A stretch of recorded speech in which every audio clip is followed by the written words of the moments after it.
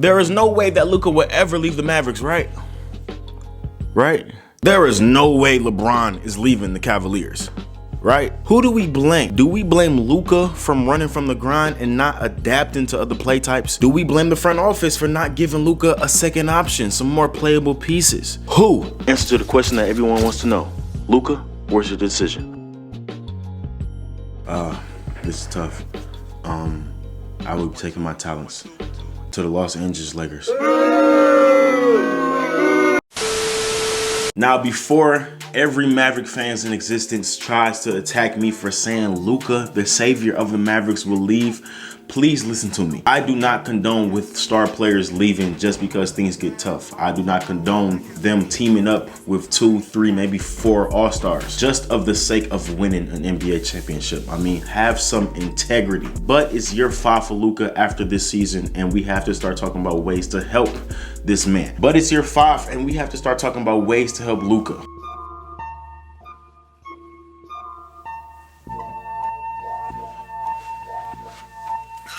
Class is in session.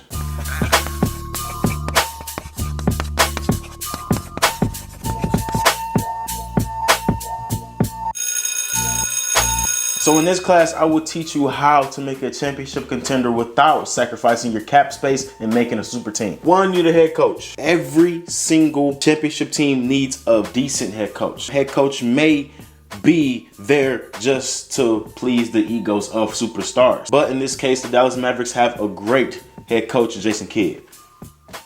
Check. Next, you need a superstar caliber player, a top 5 player, but you can probably escape by with a top 10 player, a player like Jimmy Butler. Luka is a top 3 player, period, in these playoffs. Check. Next, you need a defensive anchor. Looking at the Mavericks, they have the worst defense in the playoffs. The Boston Celtics, the Miami Heat, and the Golden State Warriors all have sufficient defenses and all have good defensive anchors to rely on. Dallas Mavericks have Dorian Finney-Smith. No, last but not least, we have the second option. Many teams have a great second option. Michael Jordan, Scottie, Kobe, Shaq. Yes, Shaq was the second option. LeBron, Wade, Luka, and Jalen Brunson. It doesn't really click that well, but Jalen Brunson has proved in these playoffs to be a good second option, dropping 40 in the playoffs, playing good defense to Chris Paul, abusing Chris Paul one-on-one. But for Luka's sake, I don't think Jalen Brunson is a good second option. He may be a good third option. He may be somebody you can rely off the bench, and he might leave in free agency to go to another team. And if I'm Jalen Brunson, I'm taking that bag. Fuck a ring. So I'm gonna do question mark for the second option. Now, in the post-super team era, you do not need to have all 4 of these things. You just need to have at least 2 of these things, and then please play your ass off when it's time to play your ass off. And we know Dallas has 2 of these things. And with this, they got to the Western Conference Finals. Yes, it's a weaker West than previous years, but this West is still the West. So what does Luka need? Now if you look at Luka and what I just said, he needs 4 of those things to be successful. Wrong. Luka just needs half of that to be successful, maybe 2.5. Luka already has a great head coach that believes in him and his skills. Luka himself is the superstar. He's the top 10 player already, and he's damn near top 2 when the playoffs start. The only thing that held the Mavericks back was their defense and their lack of shot creation from their wings. I love Jalen Brunson. Jalen Brunson is a great player. Jalen Brunson will get paid this summer, but I am not putting $100 million in Jalen Brunson's pocket and to rely on him to help Luka win a chip. I personally wouldn't do that. Maverick fans, I probably love him, but me personally, no. As much as I love Maxi Kleber as a shot blocker, and much as I love Dwight Powell as a rim protector, as a guy who can switch, a guy who can shoot free throws, these guys cannot be the main focus on defense. Dorian Finney-Smith is a hustle defender. He's not really a lockdown defender. Same with Jalen Brunson. They need somebody who can really change the identity on this team. And automatic upgrades from the defensive position is centers. Rudy Gobert and Donovan Mitchell has imaginary beef. I think it is, but with that imaginary beef cause real tension. Maybe Rudy Gobert wants to get out. Maybe Rudy Gobert thinks it's no end goal in sight with the Utah Jazz because Donovan Mitchell's not passing the ball. Luka will pass you that damn ball. Rudy Gobert might average 20 under Luka. and Rudy will be the savior. He will be known as the savior of the Dallas Mavericks, because as we know, we all hate Rudy Gobert, blah, blah, blah. It's always going to be that way. And, sorry.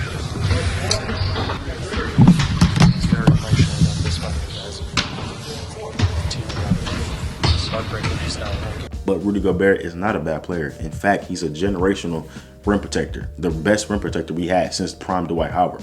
Yes, I said it. So with Rudy Gobert locking up each other's opposing big men, opposing pick and rolls, we have Luka giving you 55, 60 points a game off points and assists. That team right now can easily beat a lot of other teams. Easily. And it doesn't even have to be Rudy Gobert.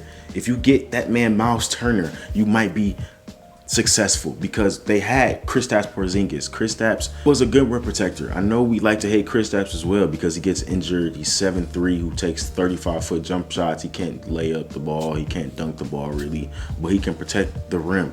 And they almost was this close of beating the Clippers with Kristaps there. If you put Rudy Gobert in the same position as Kristaps, if you put Myles Turner in the same position as a Kristaps Porzingis, this team might take off. Same with adding Jalen Brunson. Jalen Brunson is a good second option. But if you want to really maximize your chances of getting Luka, not 1, not 2, not 3, but 4 fucking rings, maybe look at Zach LaVine. Zach LaVine is a bigger, faster, taller, and can shoot from a lengthier distance more than Jalen Brunson. He's a better player. And you really only need one of these guys. You don't need both. And that they get both. Mark Cuban is broke. For real. Luka doesn't really need that much help, man. They just beat a 64-win team with Jalen Brunson and Dwight Powell and Maxi Kleber. So in my opinion, I don't think Luka is going to leave. I think that's obvious. What they do need to get is a rim protector more than anything. I think Luka by himself is a walking 50 wins, period. And hopefully that rim protector can cut to the rim and be a good lob target, which is Rudy Gobert. That'll be all for this video, man. Thank y'all boys for rocking with me, man. I'm out, man. Peace.